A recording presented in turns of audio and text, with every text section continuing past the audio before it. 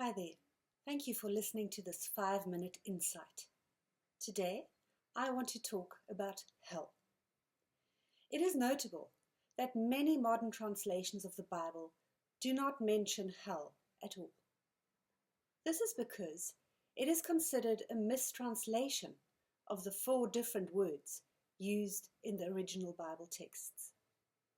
First, the Hebrew word Sheol, sometimes translated as hell, in fact means the grave or the realm of the dead.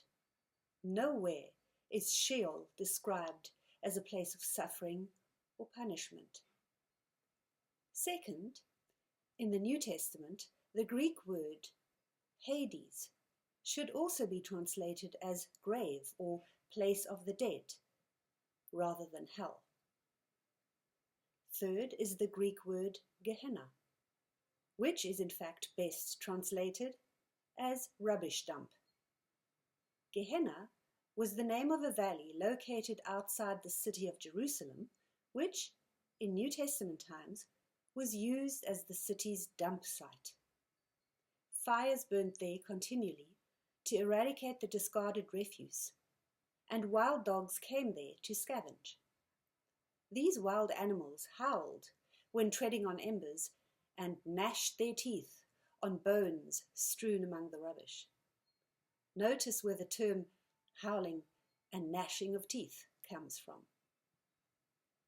Fourth is the Greek word Tartarus, arguably the only word in the Bible that can justifiably be translated as hell.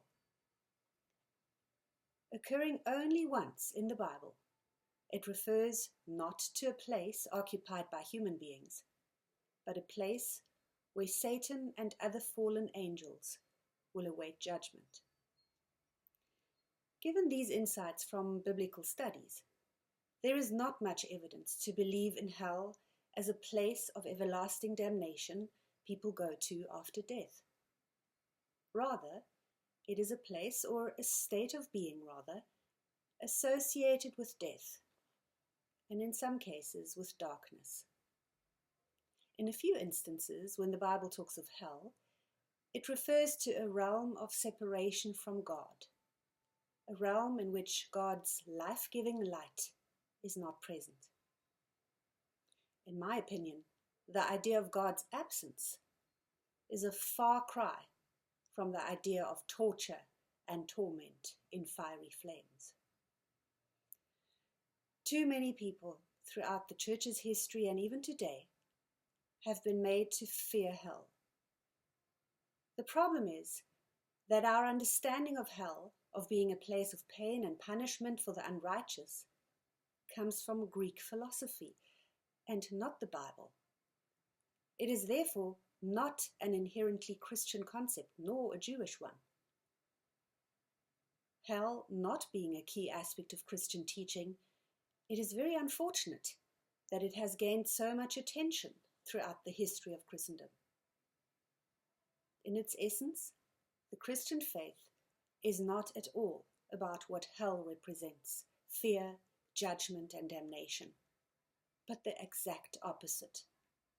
Our faith is about liberation, assurance of salvation, and all-encompassing peace for all. Though I sincerely believe we have no reason to fear hell, there still are folks who do. My response to them is this: is it reasonable to believe that a loving God would condemn anyone to eternal suffering?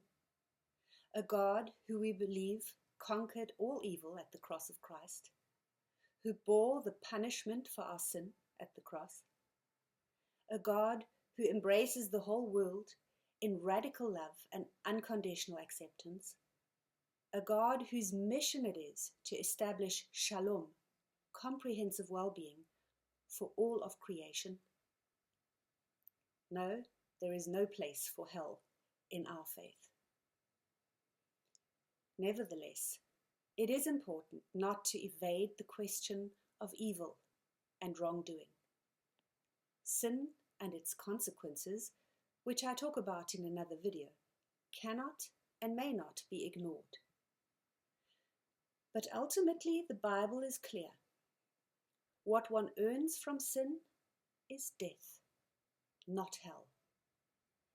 And whatever sin there was, is, and will be, has been erased by Christ's atonement on the cross. This is what we believe. Thank you for listening to this 5-minute insight. Peace be with you.